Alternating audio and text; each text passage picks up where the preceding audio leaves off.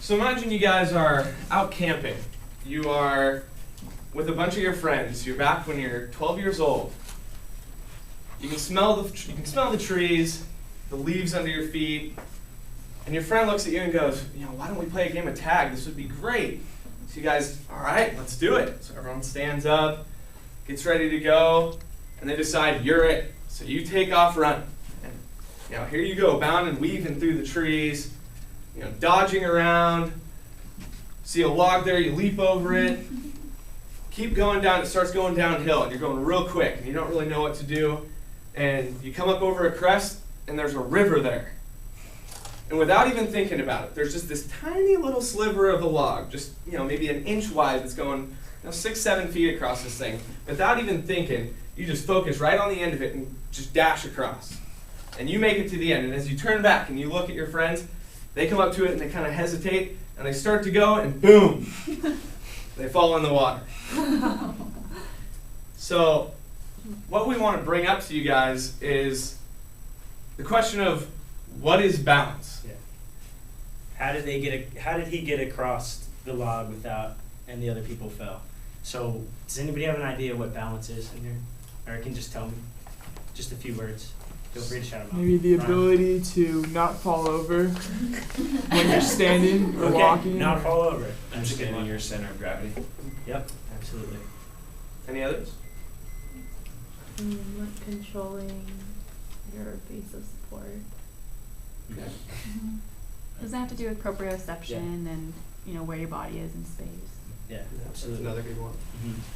Focusing on the end, like you're saying, instead of focusing right now and thinking about falling. Mm-hmm. Yeah. Or not Okay. falling. That's it.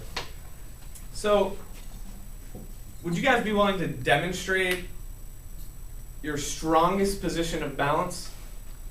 So if you would like, you can go ahead and stand up, and if you guys could demonstrate right now. the strongest form of balance that you can. Your maximum stance balance. These Greco Romans.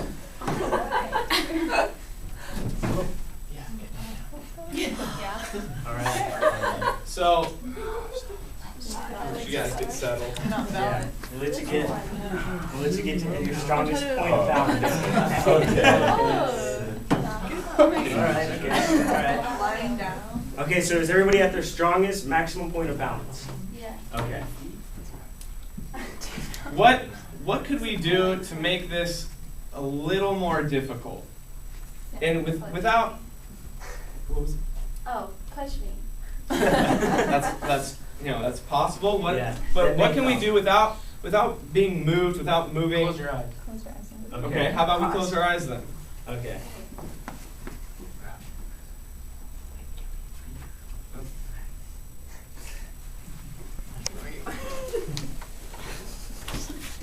Just checking you out here.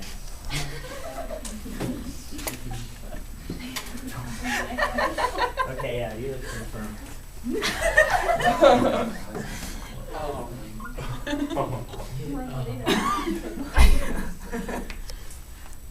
Okay, now while standing upright, is there a way that we can slightly lessen the balance while keeping both feet on the ground? Put them together.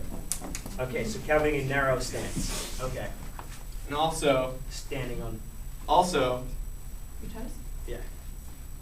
That would be are we still keeping our balance lessened, or are we keeping it strong? I noticed that there's some eyes open. Oh.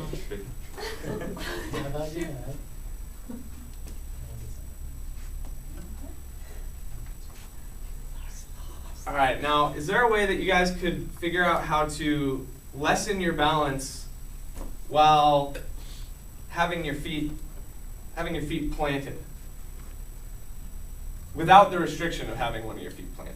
What could you do to lessen your balance in some way? Lift one foot. Again, Eyes closed.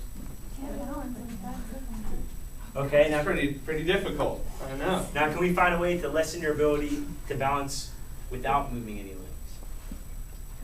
Shake your head. Or like Without moving your limbs. Okay? All right. Yeah, so moving your torso in any direction. Okay. Open your eyes. Are we standing on one foot still? Wait, are we This just guy. Yeah. So Try less- to do it what is standing. what is a way to lessen your balance? Lessening your balance, but without moving any limbs. Shake your head. That's all over. Do we With still your have eyes our closed. eyes closed? Your eyes are still closed. Start talking. Without shaking? Start talking. Without moving limbs, how can you create less balance? Plug your ears.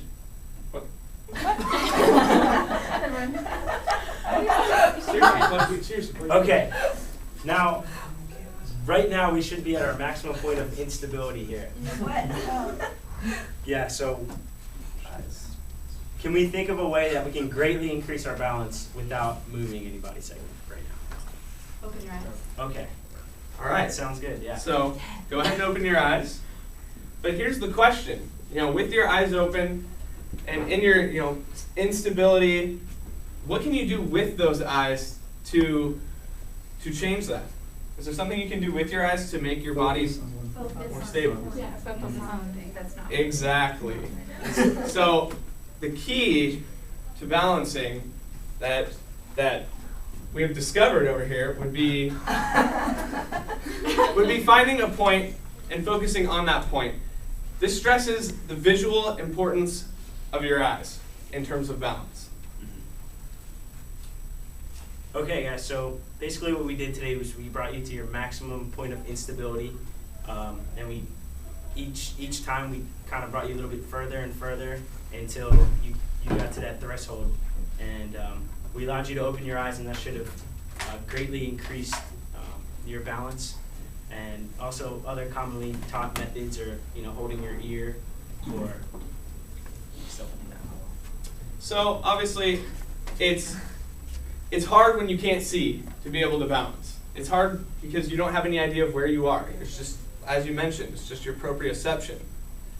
And what this does is, we were able to show that once you're able to open your eyes when you're in a difficult form of balancing, that you're able to be steady.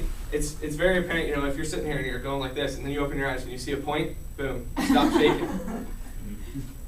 So, as an objective, we're looking to realize this, that if you're ever in a state where balance is rough, find a point that you can look at using your eyes, and your balance will be better.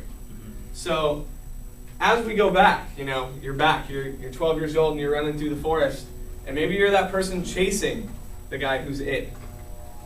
When you get to that log, just remember, if you just focus on a specific point, and you just run straight across, chances are you're going to make it. Yeah. So you guys can go ahead and sit on down. And that's also a common method of being in the restaurant industry. When they teach you to carry trays, you just try to focus on a point, not focus on the actual tray.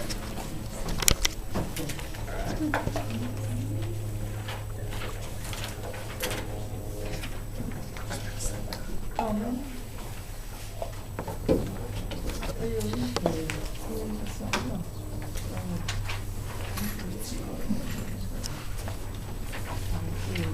So there's some white papers in there. There's some white papers in there, I apologize.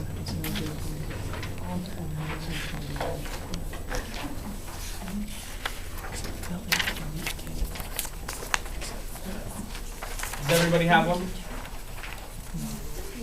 Any extras, or does anybody need?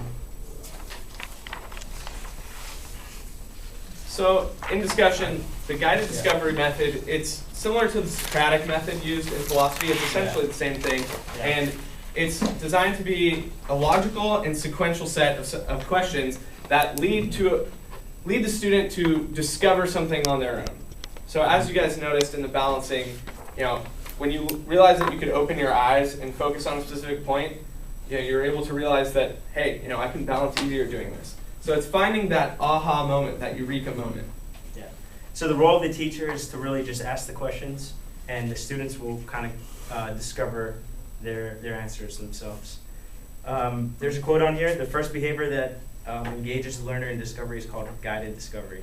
And it's also important to know that when using this, it has considerable influence on your memory. When one discovers something for themselves, the chances of remembering it are way further greater.